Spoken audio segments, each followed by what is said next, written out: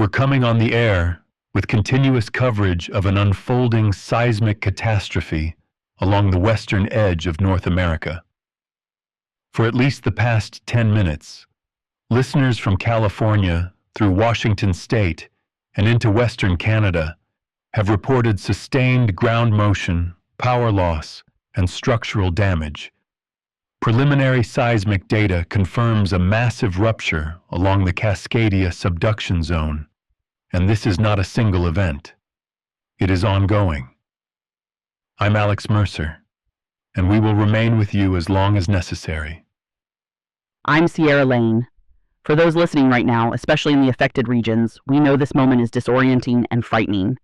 Many of you are hearing this broadcast by battery-powered radios or car stereos because other connections have failed. We are receiving messages from people sheltering under tables, from families pulled over on highways, from hospital workers trying to keep patients calm as buildings continue to sway. Our role here is to keep information steady and human while the situation itself is anything but. Initial automated readings place the primary rupture at a magnitude exceeding 9.1, with subsequent segments continuing to release energy north and south. This is consistent with a full-margin Cascadia event, something long theorized but never observed in the modern era. The Juan de Fuca plate is slipping beneath the North American plate across hundreds of miles. The shaking being reported is not sharp and brief. It is long, rolling, and persistent, which significantly increases structural damage. That persistence is what people are describing over and over again. A listener in Eureka says it feels like being on a ship that won't stop pitching. In Portland, someone writes that they tried to stand and simply couldn't, that the floor kept moving sideways under their feet. There's fear, yes, but also a strange calm in some of these messages, as if people are realizing all at once that they have no choice but to endure this moment together. We are approximately 20 minutes into confirmed rupture activity. Power grid operators across California, Oregon, and Washington have initiated automatic protective shutdowns. That means large portions of the grid are offline by design to prevent fires and transformer explosions. Major blackouts are now confirmed in Los Angeles, San Diego, San Francisco, Sacramento, Portland, Seattle, and Vancouver. Cellular networks are failing both from physical damage and overload. In those darkened cities, people are improvising. Messages mention candles being blown out by shaking, flashlights rolling off tables, children crying because the lights won't come back on. A parent in San Jose writes that they're sitting in a doorway with their 2 kids, counting breaths out loud because it gives them something to focus on. These small acts of steadiness matter more than they might seem.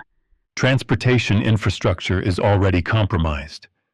The California Department of Transportation reports automatic closures of multiple highway segments due to sensor-detected deformation. Interstate 5 has been shut down in several locations pending inspection. Early imagery from traffic cameras shows visible damage to overpasses in the Central Valley and southern Oregon. Rail traffic has been halted along the West Coast corridor as a precaution. For people trying to move right now, that shutdown is terrifying. We're hearing from drivers who pulled over because the road appeared to ripple in front of them. A truck driver near Redding says he watched a concrete barrier crack lengthwise like wood. He stayed in his cab because he didn't know where else to go. That uncertainty is everywhere right now. Coastal communities face an additional threat. Subduction earthquakes displace enormous volumes of seawater. Tide gauges from Crescent City to Newport are already showing rapid fluctuations. Tsunami warning centers have issued evacuation advisories for low-lying coastal zones in Northern California, Oregon, Washington, and British Columbia. These are precautionary but serious. Wave arrival times, if significant waves are generated, could be as little as 20 to 30 minutes in nearby areas. That has triggered a different kind of fear. People are running uphill, not knowing if they're early or late, carrying pets, carrying children, carrying nothing at all. A message from a coastal volunteer firefighter says sirens are blaring but the ground is still shaking, making it hard for people to move quickly. He writes that some residents froze, not from disbelief, but from exhaustion after minutes of continuous motion. We're now about 40 minutes into this event. The United States Geological Survey confirms this is the largest earthquake ever recorded in North America. Canadian authorities report severe shaking across British Columbia, with Vancouver Island experiencing pronounced uplift in some areas and subsidence in others. Ports along the Pacific coast have suspended operations due to concerns about seabed instability and damaged piers. In Vancouver, listeners describe water sloshing out of pools, glass falling from high-rise buildings, and alarms echoing through downtown streets. One message simply says, "We're outside. Everyone is outside." That instinct to be together, even without answers, is something we see again and again in disasters. Emergency declarations are being issued rapidly. The governments of the United States and Canada have both activated national emergency response frameworks. Military units are being placed on standby for domestic support roles, including search and rescue, logistics, and medical evacuation. Airspace over much of the West Coast is restricted as airports assess runway integrity. Airports are emotional crossroads in moments like this. In Los Angeles, travelers are being ushered out of terminals into open areas.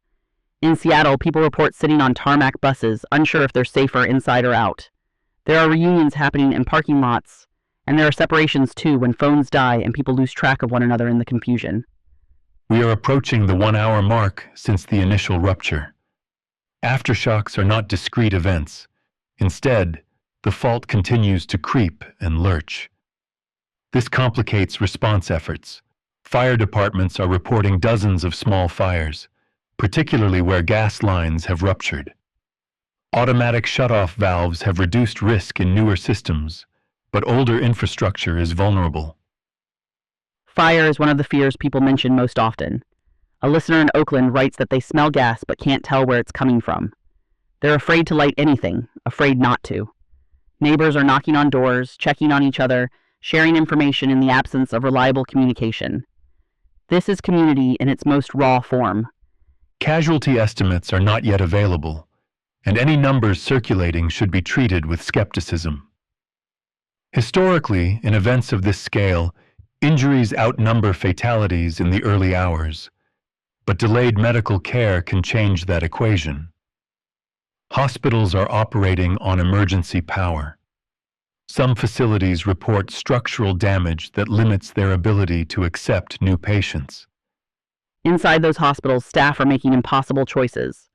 A message from a paramedic says they're triaging in a parking lot because parts of the building aren't safe. They describe patients apologizing for their injuries as if being hurt is an inconvenience to others. That quiet dignity is something that stays with responders long after the shaking stops. International monitoring agencies across the Pacific are now fully engaged. Japan, Chile, and New Zealand all report clear seismic signals from this event. Tsunami watches have been extended across much of the Pacific basin. This is no longer a regional disaster. It is a global concern. And yet, for the people listening right now, it's intensely local. It's the crack in the wall you can't stop staring at, the unanswered text message, the sound of something falling in the next room. We are still in the earliest hours when uncertainty is at its peak and information comes in fragments. We will continue to verify those fragments and assemble a clearer picture as the hours progress. This is an evolving situation, and the next phase will bring more data, more damage reports, and difficult clarity about what has been lost and what remains. Sierra Lane, stay with us. Conserve your phone batteries if you have them. Check on the people around you if it's safe to do so. You are not facing this alone, even if it feels that way in the dark. We are now just past 2 hours since the initial rupture along the Cascadia subduction zone. Ground motion has diminished in intensity in some inland areas, but continues intermittently along the coast and offshore. Aftershocks above magnitude 7 are being recorded every few minutes. This confirms that the fault is still adjusting. Structural engineers advising state authorities warn that cumulative damage is increasing with each additional movement. For people on the ground, that means there is no sense of resolution yet. Many listeners are writing that just as they begin to feel steadier, Another wave of motion hits, undoing whatever calm they've managed to build. A listener in Salem says they tried to lie down but couldn't tolerate the feeling of the floor shifting beneath them. They chose to sit upright instead, even though they're exhausted.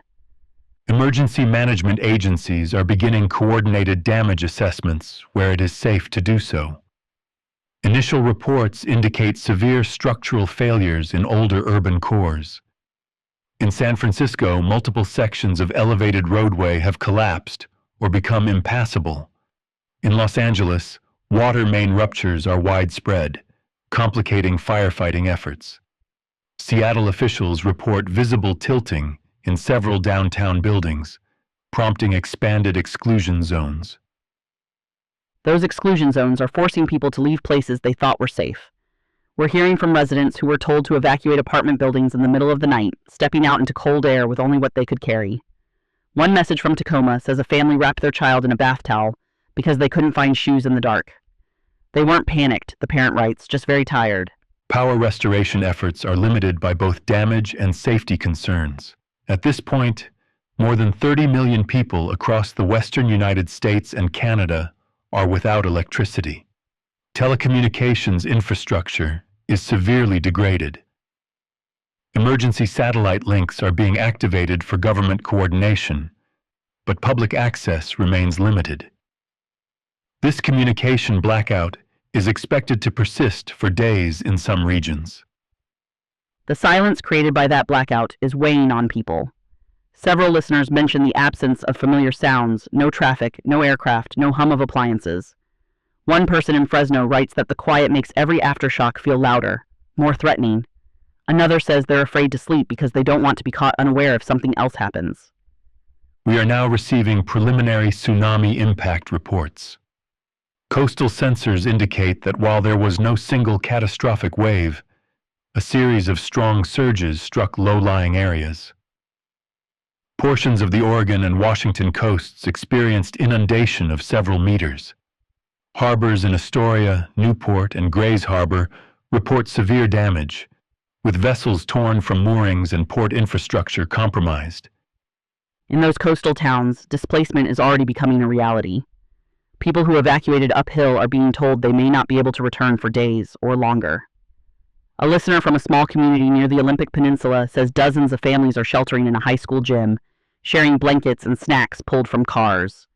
They describe children asking when they can go home and no one knowing how to answer. It's now been roughly 3 hours since the first reports. Casualty figures are beginning to emerge, though they remain incomplete. Based on hospital admissions and emergency calls, officials estimate tens of thousands injured across the region. Fatality numbers are expected to rise significantly as search and rescue operations reach collapsed structures. These figures will evolve, and they will likely worsen. Behind every number is a story that hasn't fully surfaced yet. A message from a construction worker in Oakland says he helped pull a coworker from rubble using a jack and a length of pipe. They waited 40 minutes for an ambulance that never came, so they drove themselves. He doesn't know if his coworker will be okay, but he knows he couldn't leave him there. Water infrastructure failures are compounding the crisis. Major aqueducts supplying Southern California have sustained damage. Reservoir levels are stable for now, but distribution systems are compromised. Boil water advisories are being issued where communication allows. In some inland valleys, ground subsidence has altered canal gradients, threatening agricultural water delivery. Water is something people quickly realize they take for granted. Listeners are writing about filling bathtubs and every container they can find, not knowing when supply will return. In one message, a woman says she gave her last bottle of water to a stranger with a bleeding head wound because it felt like the only right choice. These moments of quiet generosity are happening alongside fear. We are seeing the first signs of international humanitarian mobilization. Relief flights are being prepared in Australia and Europe, though arrival will depend on runway assessments. Naval vessels from the United States and Canada are repositioning to provide offshore support, including medical facilities and helicopter operations. This is a long-term response beginning to take shape. For now, though, people are focused on the next hour, not the next week. A listener in Bakersfield says they're sitting in their car because it feels safer than their house, listening to this broadcast as a lifeline. They write that hearing steady voices helps them believe that someone still understands what's happening. It's now approaching 4 hours since the initial rupture.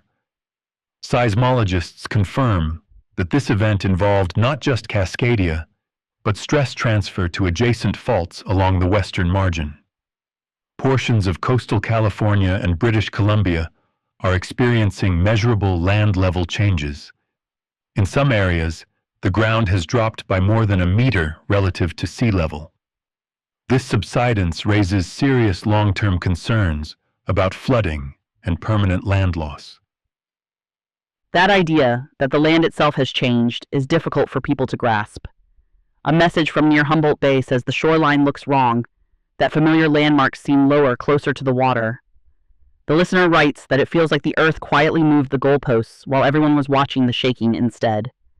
Government leaders are addressing the public where communication allows. Statements emphasize that this is a national emergency, that resources are being mobilized, and that patience will be required. Mandatory evacuations are expanding in coastal and flood-prone zones. Curfews are being enacted in some urban centers to reduce risk and facilitate emergency operations. Curfews in a blackout are unsettling. People are being told to stay put when many already feel trapped. A listener in downtown Los Angeles says they hear shouting a few blocks away and don't know if it's fear, anger, or something worse. They lock their door not because they distrust their neighbors, they say, but because uncertainty makes everyone unpredictable. Reports of isolated looting are emerging, but officials stress that these are limited and that the overwhelming majority of people are cooperating and helping one another.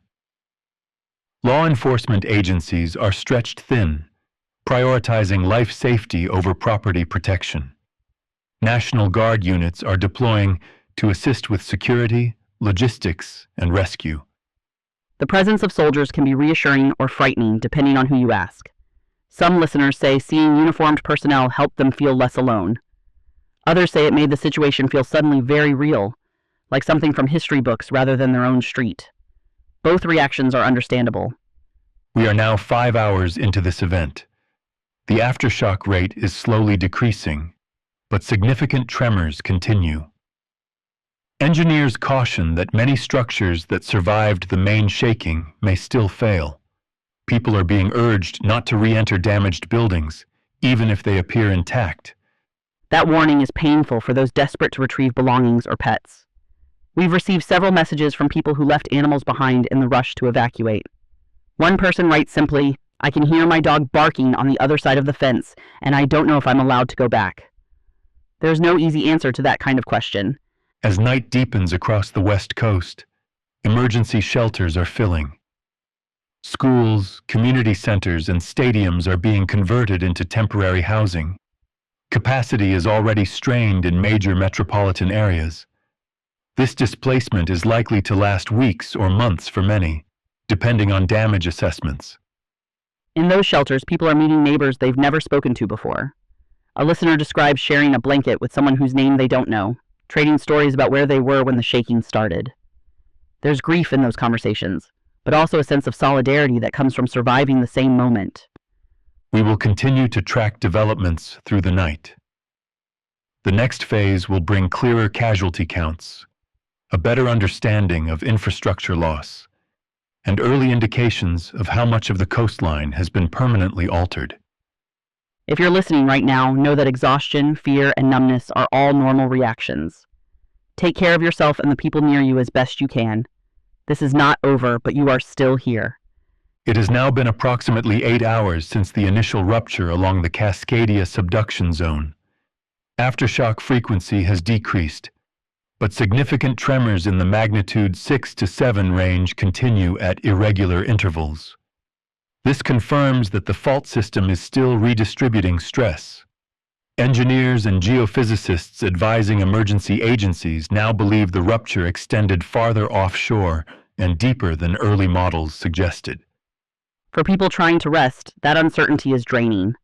Many listeners say they haven't slept at all. A shelter coordinator in Sacramento writes that people lie down for a few minutes at a time, then sit back up when they feel movement, real or imagined. Parents are watching their children finally fall asleep on gym floors, afraid to close their own eyes in case something changes. Updated infrastructure assessments are coming in as daylight begins to reach parts of the interior west. In California's Central Valley, subsidence has damaged levee systems protecting agricultural land. Several dams in Northern California and Southern Oregon are under emergency inspection after sensors detected abnormal strain. Officials stress that no catastrophic dam failures have been confirmed, but controlled water releases are underway as a precaution. Communities downstream are reacting with quiet dread. People are being told to prepare for possible evacuation again, after already enduring one night of fear. A listener near a reservoir outside Redding says they packed their car twice, just in case. They don't know if the warning is real or simply another layer of uncertainty, but they can't afford to ignore it. Casualty figures are being revised upward as search and rescue teams reach previously inaccessible areas. Current estimates suggest more than 80,000 injured across the western United States and Canada. Confirmed fatalities now exceed 12,000, with the majority occurring in densely populated urban areas and older coastal communities. These numbers are provisional and expected to rise. Hearing those numbers spoken aloud is sobering. In the messages we receive, people rarely mention statistics. They mention names. A woman in San Mateo writes about her neighbor, an older man who didn't make it out of his apartment when it collapsed. She says he used to water everyone's plants when they were away. That's how people remember the loss, not as a number, but as a missing presence. Daylight is revealing the scale of coastal change. Aerial surveys confirm that sections of the coastline from Northern California through Washington have permanently dropped relative to sea level. In some areas, the land has sunk more than 2 meters. Entire low-lying neighborhoods are now below the high tide line. These changes are not temporary. They represent permanent geographic loss. For those communities, the word home is being redefined in real time. A listener from a fishing town in Oregon says their house is still standing, but the water now reaches the front steps. They ask whether that means they still live there. It's a simple question with no simple answer. Ports along the Pacific coast remain largely inoperable. The ports of Los Angeles and Long Beach report severe damage to cranes and wharves. Seattle's port facilities are partially flooded due to subsidence. Vancouver's port has suspended all commercial traffic. This disruption will have global economic consequences, affecting supply chains far beyond the region. That broader impact feels distant to people right now, but its edges are already visible. Shelters report shortages of specific medications and medical supplies. A diabetic listener says they're worried about insulin refrigeration as generators run low on fuel. These are quiet crises layered on top of the obvious destruction. Military involvement is expanding. National Guard units are now active across California, Oregon, Washington, and British Columbia. Their roles include search and rescue, distribution of aid, security at critical infrastructure sites, and medical support. Naval vessels positioned offshore are receiving evacuees from isolated coastal communities where roads are no longer passable. Some of those evacuations are harrowing. A listener describes being ferried from a flooded town by small boat, stepping over debris and unfamiliar water where streets used to be. They say the silence on the boat was heavier than the noise of the quake because everyone was thinking about what they left behind. We are now roughly 10 hours into the event. Communication is improving in some inland areas as temporary cell towers are deployed, but vast regions remain dark and disconnected. Emergency officials emphasize that the absence of information does not mean abandonment. It means access is physically limited. Still, that reassurance is hard to absorb when you haven't heard from family. Several listeners ask us to read brief messages on air, hoping loved ones might hear. One message simply says, "We are safe near Fresno. Please don't come looking." That sentence carries both relief and sorrow. International aid offers are formalizing.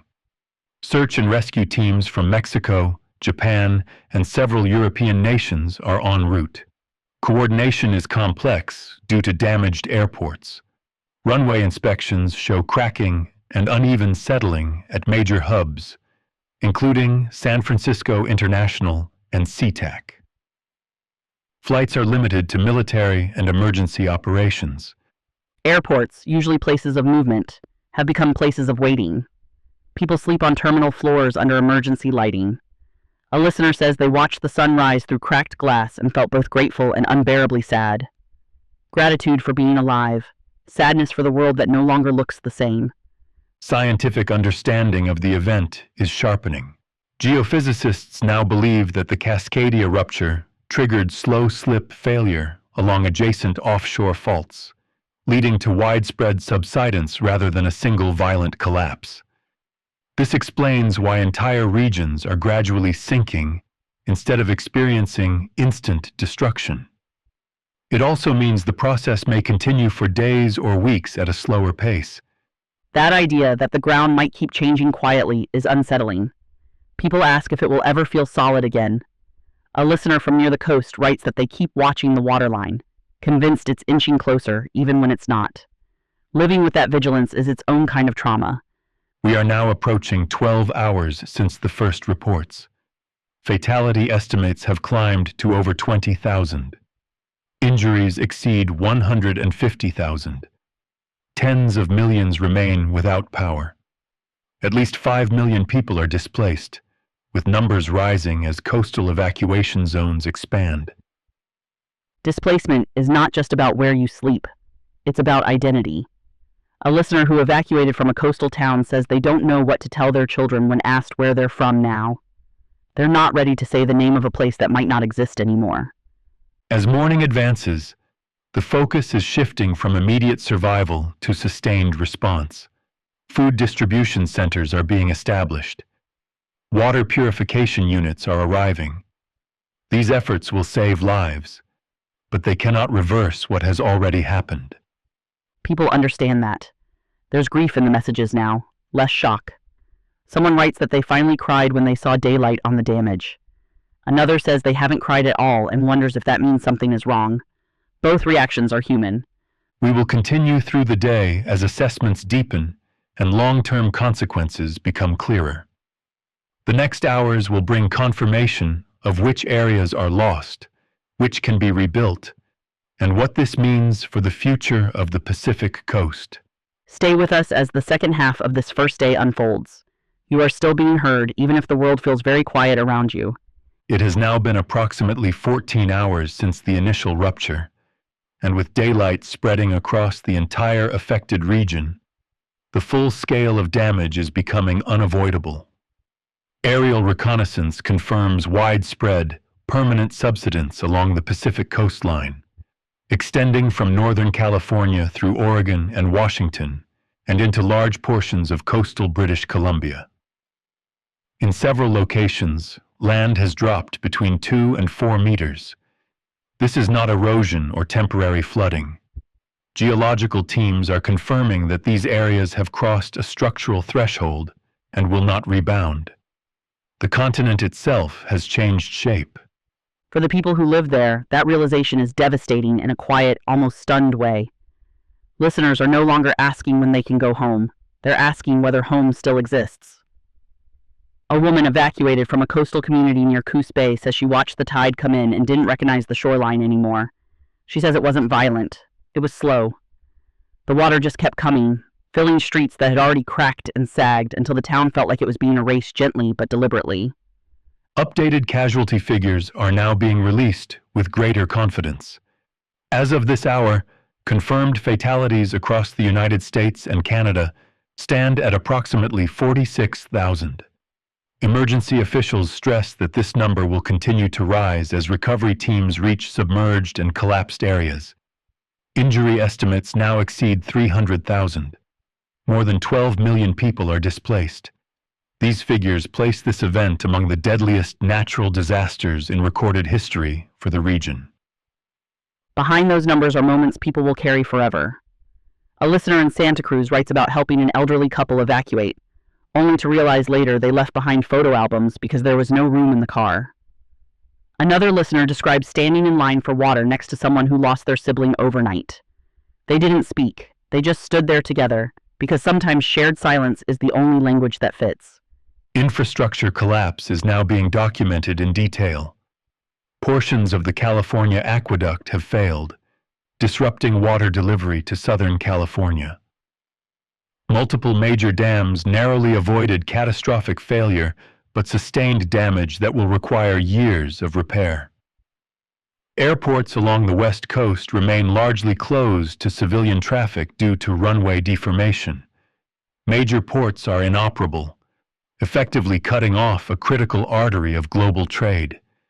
The economic impact is expected to reverberate worldwide for decades. The loss of infrastructure isn't abstract to people right now. It shows up as empty pharmacy shelves, as hospitals rationing care, as families realizing they can't get the medication or equipment they rely on. A parent of a medically fragile child writes that they're grateful their child survived the quake, but terrified of what happens next if supply lines don't recover in time. Survival, they're learning, is not a single moment but an ongoing negotiation. Military and civil authorities are transitioning from emergency response to sustained humanitarian operations. Large exclusion zones have been established along newly submerged coastlines. These areas are no longer considered safe for habitation. Governments of both the United States and Canada have acknowledged that some towns and cities will not be rebuilt in their original locations. Managed retreat is now official policy in multiple coastal regions. Hearing that aloud is like a second shockwave. People are grieving places, not just people. A listener says they grew up believing the ocean was something you visited, something you admired from a distance. Now it feels like a force that quietly claimed their childhood neighborhood. There's anger in some messages, but more often there's a deep sadness, the kind that settles in once the adrenaline fades. Scientific consensus is solidifying around the cause of the disaster. This was a full-margin Cascadia subduction zone rupture, compounded by secondary slow-slip failures along adjacent offshore faults. Instead of releasing all energy in a single instant, the system unraveled in stages, producing prolonged shaking and widespread subsidence. This explains why entire regions sank gradually, rather than collapsing outright. It also explains why warning signs were subtle until it was too late to prevent mass displacement. That explanation doesn't make the loss easier to bear, but it does help people understand that this wasn't random or malicious. It was the planet doing what it has always done on a timescale humans struggle to live with. A listener writes that knowing this doesn't bring comfort exactly, but it does bring a strange sense of humility. They say it reminds them how temporary everything we build really is. We are now 18 hours into the event. Fatality estimates have risen again, now approaching 60,000. Entire stretches of coastline are officially classified as lost. Portions of Northern California, Western Oregon, coastal Washington, and low-lying areas of British Columbia are permanently altered. Some island communities off the coast have partially submerged, their populations fully evacuated. No nation has vanished entirely, but significant portions of multiple countries are now underwater. For evacuees, that reality is setting in slowly. Shelters are quieter now. People speak less. They stare at maps on phones when they can, trying to orient themselves in a world that no longer matches memory. A listener says they realized they were grieving when they caught themselves describing their town in the past tense. They hadn't meant to. It just happened. Governments are issuing formal addresses acknowledging the scale of the catastrophe. These statements emphasize unity, long-term rebuilding, and international cooperation. They also acknowledge hard truths. Some losses are irreversible. Some communities will never return, and the recovery will span generations. These are measured words, chosen carefully, but their weight is unmistakable. People hear those words and feel both reassured and hollowed out. There's comfort in knowing someone is planning for the future, but pain in realizing that future may not include everything you loved. A listener says they don't know whether to be grateful they survived or guilty that others didn't. That emotional conflict is everywhere right now. We are approaching the 24-hour mark since the first reports. Final casualty estimates for this initial period are now being released. Approximately 72,000 people are confirmed dead. More than 500,000 are injured. Over 20 million are displaced across the Pacific coast of North America. The economic cost is incalculable. The geographic cost is permanent. And yet there is life continuing in the midst of this. Babies born in emergency wards, neighbors cooking together on camp stoves, people sharing radios, sharing stories, sharing grief. One listener writes that they don't know what the world will look like in a year, but they know the person next to them helped them survive today. That feels important. What ultimately caused this phenomenon was the long-anticipated release of tectonic strain along the Cascadia subduction zone, amplified by secondary fault failures that reshaped the coastline rather than destroying it in a single blow. This was not a mystery event. It was a known risk realized at its extreme. What remains afterward is a changed world, smaller in some places, heavier with memory, but still inhabited by people who endured. Cities inland remain standing. Nations persist. The ocean has claimed land, but it has not claimed everything. This concludes our continuous coverage of the first 24 hours of the West Coast megaquake. The ground has settled for now. The losses are clear. The future will be difficult, but it exists. To those who lived through this, your fear, your grief, and your resilience are real. This fictional broadcast ends here, but the human instinct to rebuild, remember, and care for one another is not fiction at all.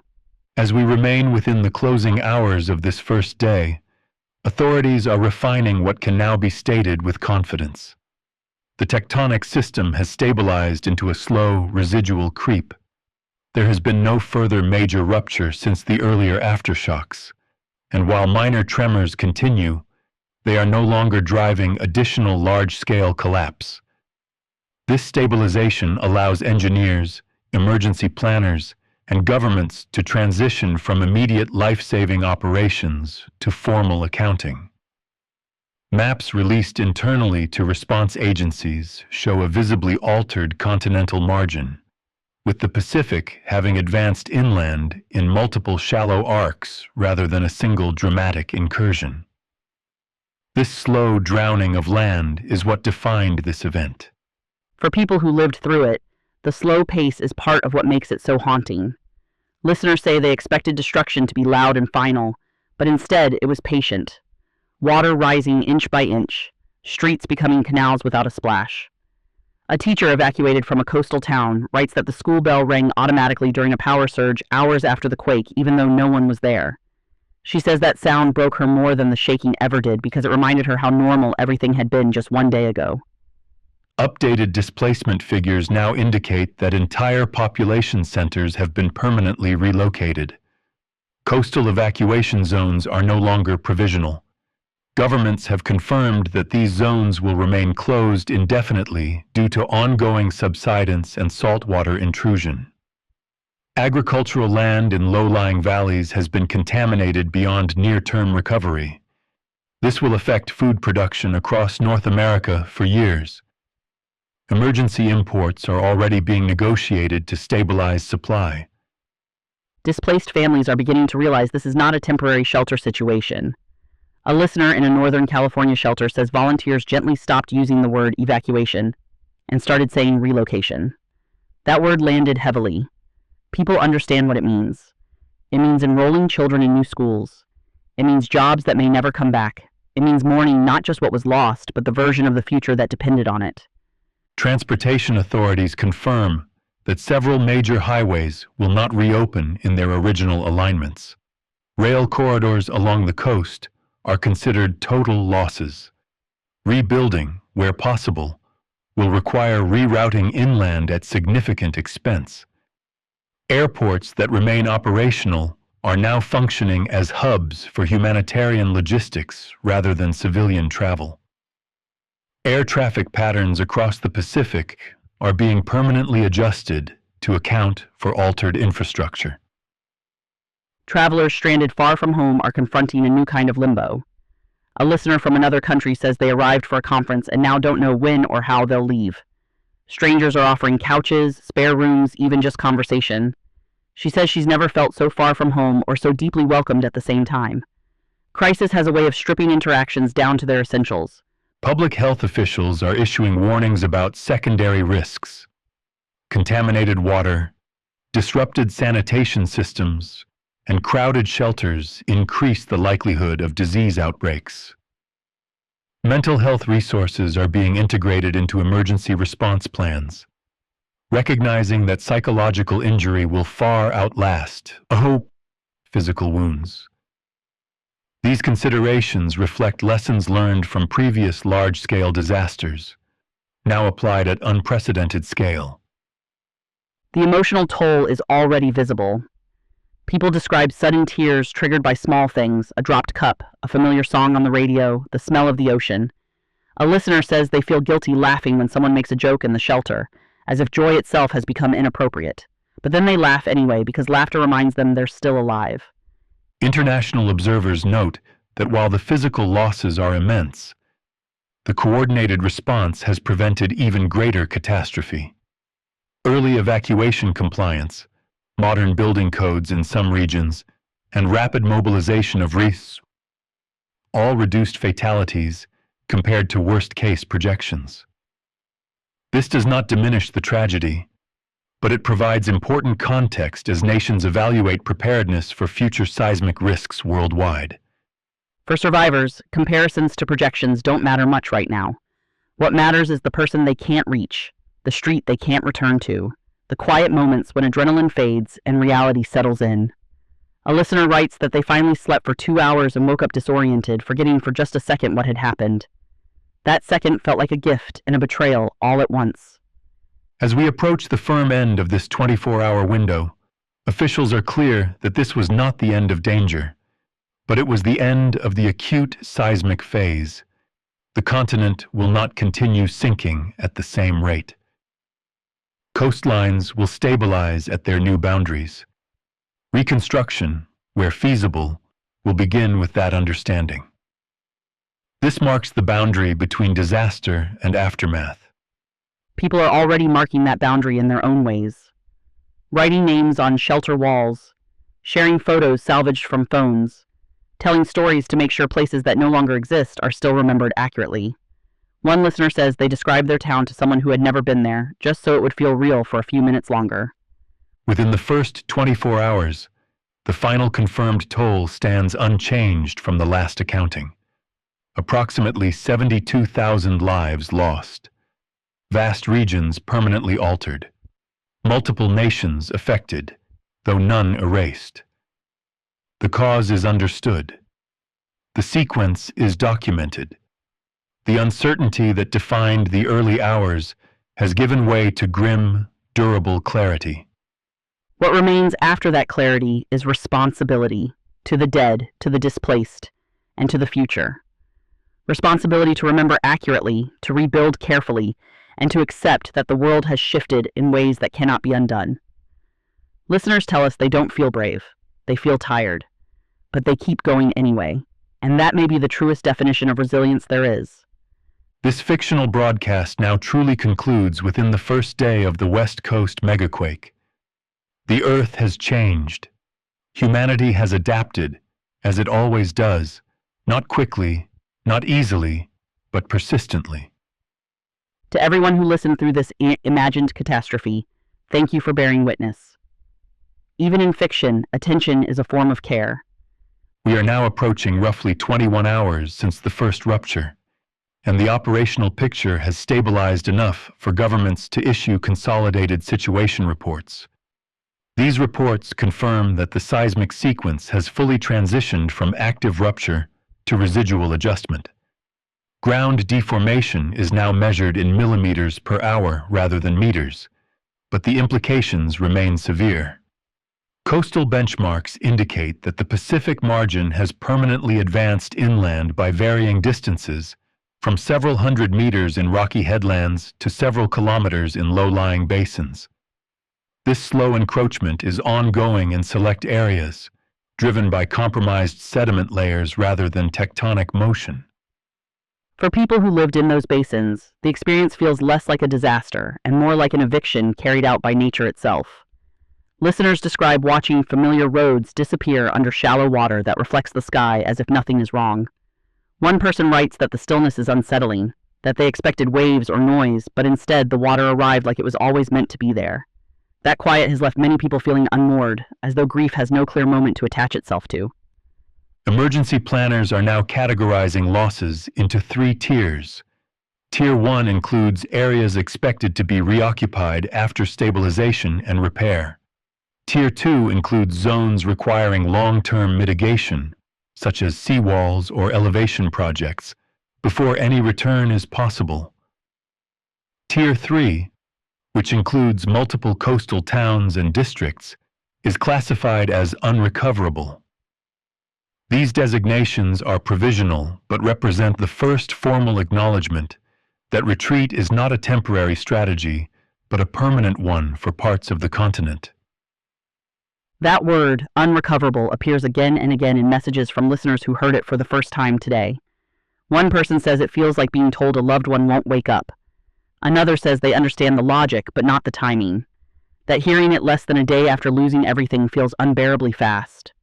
There's a sense that grief is being asked to keep pace with logistics, and it simply can't. Updated humanitarian figures indicate that shelter capacity across inland California, Nevada, Arizona, and parts of Western Canada is nearing saturation. Governments are coordinating secondary relocations farther east, with rail and air corridors prioritized for displaced populations rather than goods. This marks a historic internal migration event, one unfolding not through sudden flight, but through structured movement under emergency authority. For the people being moved again, it feels like losing control in stages. A listener says they were relieved to reach a shelter, only to be told they would need to board another bus in the morning to make room for new arrivals. They say they're grateful for safety, but exhausted by the constant transition, by never knowing how long they're allowed to stay still. Hospitals are now reporting a shift in case profiles. Earthquake-related trauma is declining, while dehydration, exposure, infections, and stress-related conditions are increasing. Medical staff warn that this secondary wave of harm can be just as lethal if resources are not sustained. Field hospitals are being established near major displacement centers to relieve pressure on damaged urban facilities. In those field hospitals, care looks different than people expect. A listener who volunteered to help translate for displaced families says much of the work is simply listening. People talk while bandages are changed, while IVs drip, while they wait. They talk about where they were born, about storms they survived before, about how strange it feels to need help at all. Being heard, they say, seems to matter almost as much as the medicine. Economic assessments released in preliminary form suggest that this event has permanently altered the balance of trade along the Pacific Rim. With multiple ports offline indefinitely, shipping routes are being rerouted thousands of kilometers south. Analysts caution that shortages will not be immediate everywhere, but price instability is inevitable. Governments are coordinating price controls on essential goods to prevent exploitation during the recovery phase. Those controls are already shaping daily life. Shelters are distributing ration cards not because supplies are gone, but because fairness matters. A listener writes that standing in line with everyone else, knowing no one gets extra, strangely helps them feel human again. In disaster, equity becomes emotional as much as practical. As the 24-hour mark approaches, officials confirm that no further large-scale evacuations are planned unless new environmental thresholds are crossed.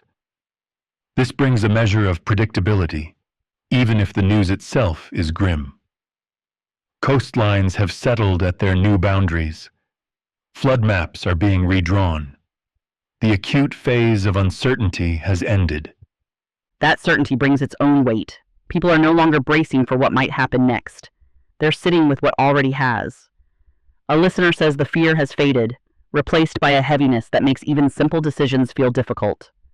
They ask if that's normal. It is. When adrenaline leaves, reality arrives quietly and stays. We are now within the final hour of this first day. Confirmed figures remain stable. Approximately 72,000 fatalities. More than 20 million displaced. Significant portions of the Pacific coastline permanently altered. Multiple nations affected, none destroyed, all changed. The cause is fully understood and documented.